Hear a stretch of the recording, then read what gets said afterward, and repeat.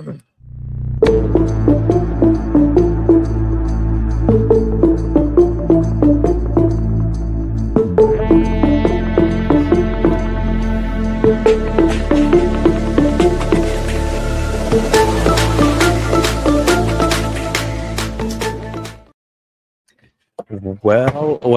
Welcome to the Orleans Arena as they break down and get ready to go for the WCC Tournament to the WAC Tournament here inside the Orleans in Sin City. Thomas Dunn, Zach Farmer with you for the Last Dance edition here of the unofficial WCC Hoops podcast live from the 2026 Credit Union 1 WCC Men's Basketball Championship. Gonzaga and really so many guys stepped up tonight. They win 79-68 over Santa Clara. A really nice showing in the second half, particularly. I'm going to go a little Spanish right now. Mario Sansupri está un campeón de WCC. And he was huge in the second half. Like, as much as Graham Ike, I think Graham Ike's gravity really, that's the starting point for all this. And then Mario Sansupri, Davis Fogel, especially in the second half, they just would not be denied. That's really the best way I can say it. The youth were in front of our very eyes. They had been showing some good stuff in recent weeks, in recent months. But this is a moment where March can make or break you, and they were made for the moment. Yeah, so we're going to be having to share the mic here. We've had some technical difficulties, but that's why we have some backups. That's why we come prepared for these situations. But, yeah, you were right. Tonight, there was so much about the two freshmen, Davis Vogel, late in this game. Mario Saint-Superi, throughout the course of this game, he had his imprint on this matchup. The Zags played really good defense all night long. They held Santa Clara to shooting 39% from the field. They made life difficult on Sash Gavaluga. They made life difficult on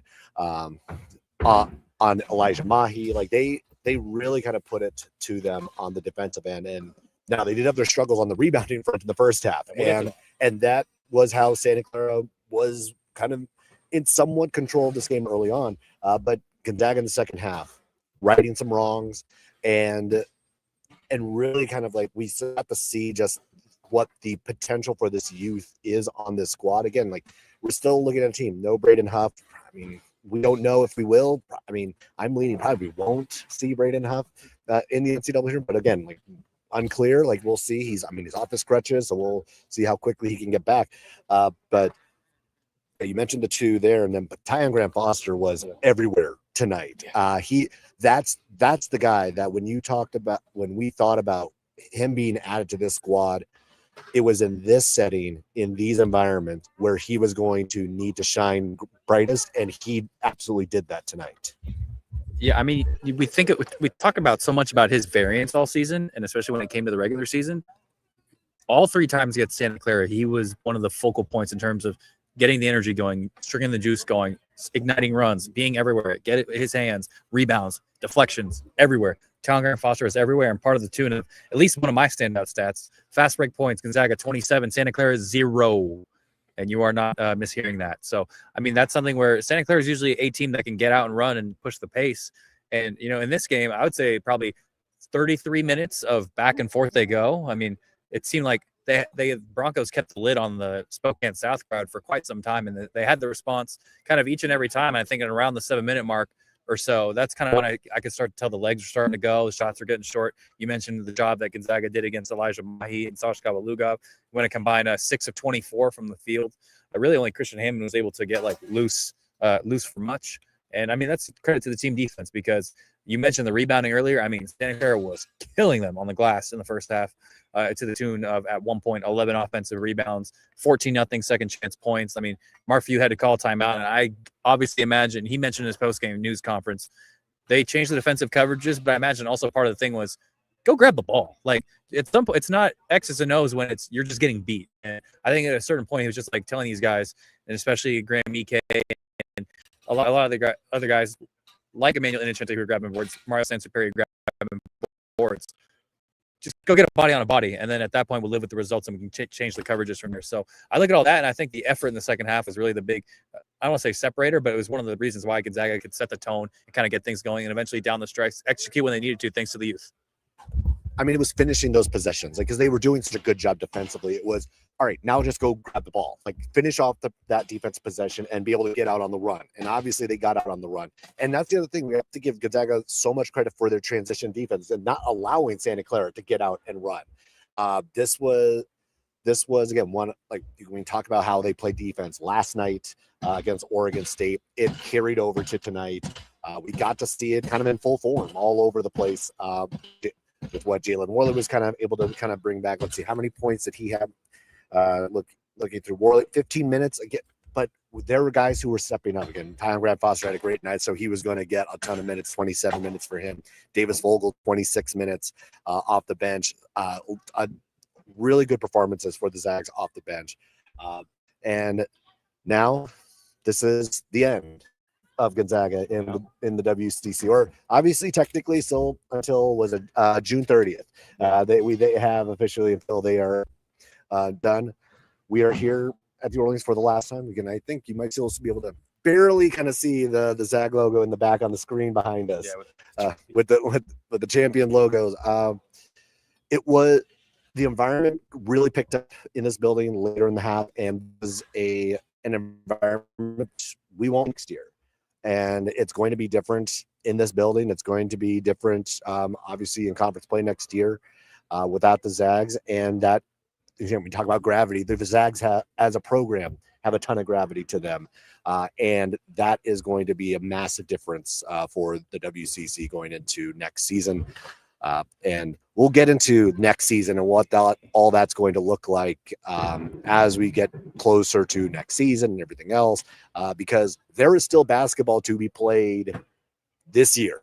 There are 3 teams that we know, 2 for sure. We know, like, basically all 3 of these squads, St. Mary's, Santa Clara, Gonzaga, are going to be dancing on Selection Sunday.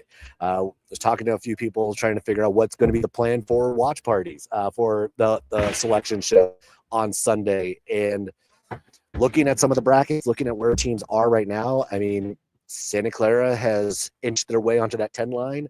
The bubble continues to help them continue to just bump them further and further up, as we're just seeing these bubble teams just fall by the wayside left and right.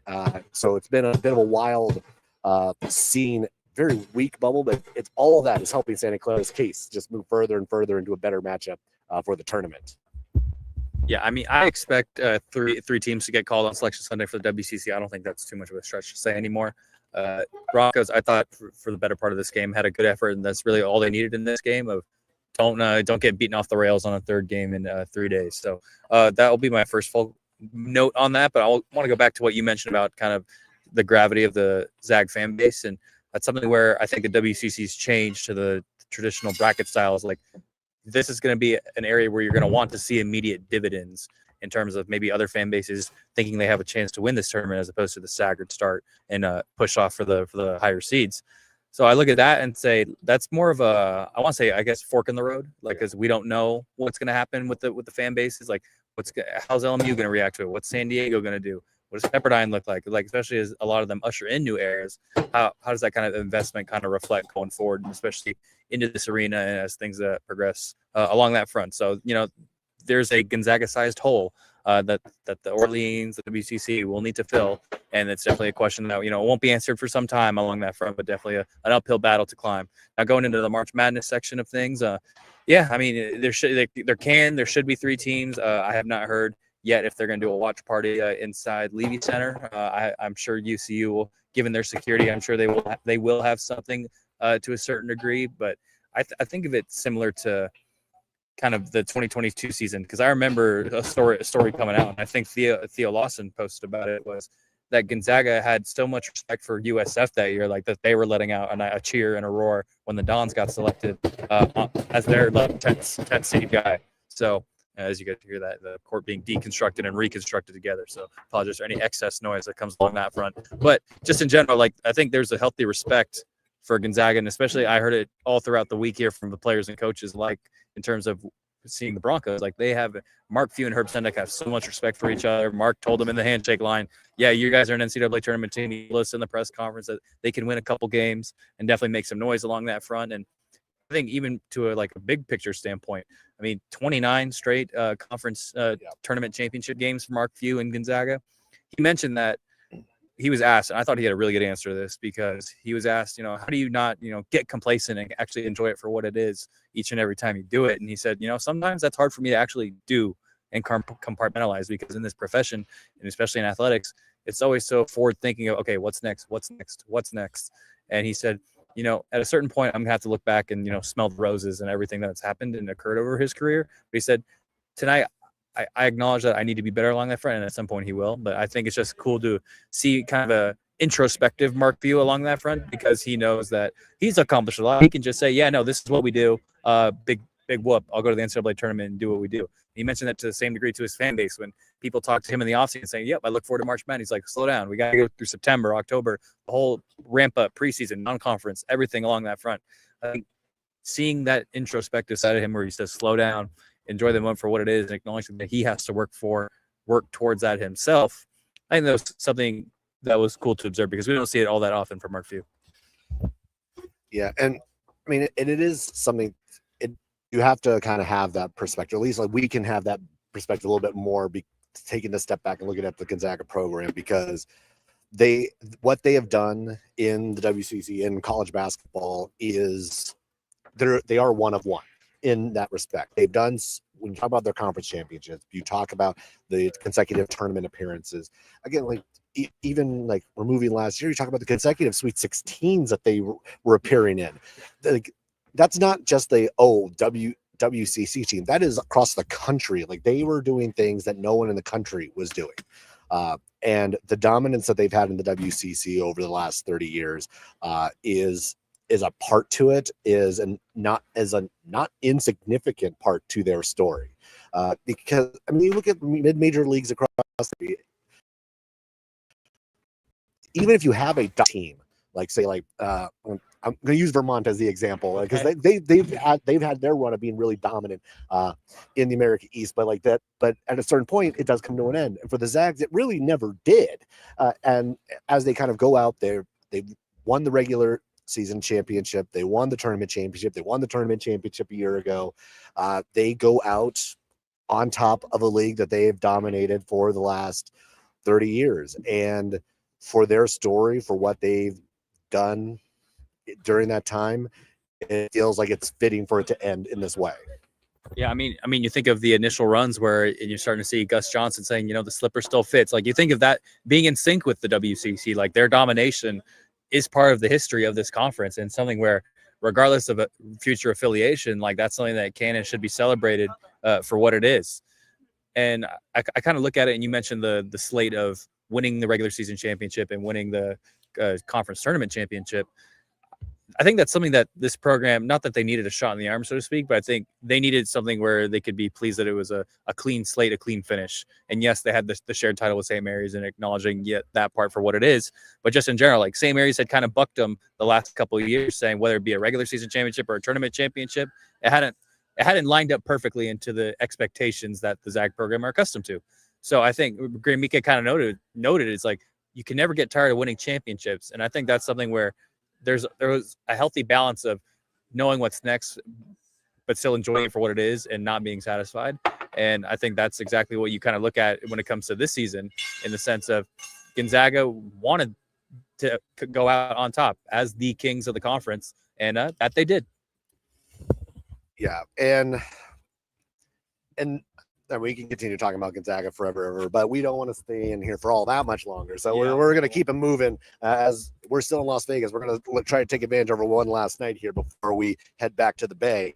So, I mean, we've talked about Gonzaga. I mean, we didn't go over the all leagues, the all tournament team. So, okay. We talked about Graham Mike, most outstanding player. The rest of the team, Mario Saint-Superi, Tyon Grant Foster, and then from Santa Clara, Sash Kovalugov and Alan Graves rounded out that all tournament team. That was 5 for 5, who I had submitted in for the tournament team as well. So all deserving, and obviously they weren't the only deserving players in this tournament. There were a few other guys that we even talked about I was like, we could have gone Garrett Knuckles. We could have gone Elias Ralph. We could have gone Paulus Morauskas or Mikey Lewis. Like, there were a few other guys. Jermaine Ballesteger-Wedwood had that great opening game in the WCC tournament. So there were a number of guys who definitely were in our heads for consideration, whatnot. But when you think about the totality and obviously what the stakes were in certain spots, like the tournament team seemed pretty elementary to get to that point.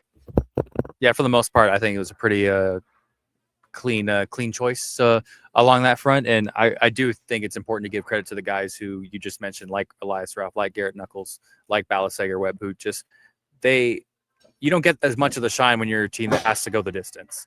And it's always like a tough thing to kind of navigate and find that right balance of, who gets rewarded, even though they're not going to maybe get into a high average game, so to speak. So I think those are some really great shouts in terms of guys who could have gotten on it and, maybe with a deeper run should have gotten on it if they had played more games and stuff like that. But the 5 out there were, among the 5 best period throughout the whole bulk of the tournament that they played. I mean, Graham Ike, you most outstanding player, despite, I say only 15 points, perfect 7 of 7 from the floor. But I go back to my first point. His gravity changes everything. He's the reason why Mario can run free. He's the reason why Davis can run free. They go down the lane. They do all these things together. It's all because the attention and what is commanded by Graham Ike. So I look at all that and say, okay, who else kind of capitalized on it? And it was Mario Sansepari, rightfully so. It was right for Tyler Grant Foster. I mentioned ad nauseum what he has done against Santa Clara this year. This is only the second game all season where he hit multiple threes in a game. And I'm like, okay, he was ready to go. He was built for it and well deserving of being on the all-tournament team. And then when you look at Sash Kapaluga for Santa Clara, he's going to be the guy that punched the ticket to the dance.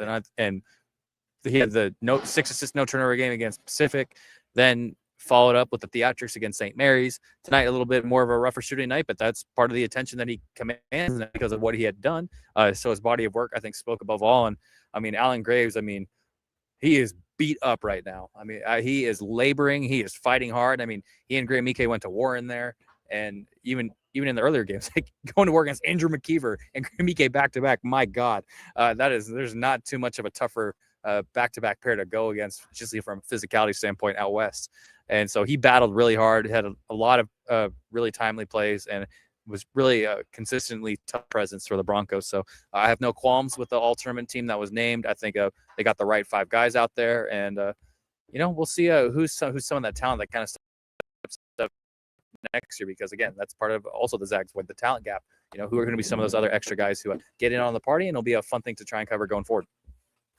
All right, we're gonna wrap things up here because the basketball, we are done with WCC basketball. Now we are on to postseason basketball. But of course, we can't talk about anything like that because we don't know who we're facing. We don't know what teams yet. We'll figure all that out on Sunday, whether that be not only the NCAA tournament teams, but also do we have some NIT teams? Do we have some CBI teams? We're going to see if we have some other squads. Hopefully we do hear Seattle's name, Pacific's name, also be called. Them hopefully continuing to play some basketball this season, but obviously we'll see. Any last thoughts before we wrap it up here from the Orleans?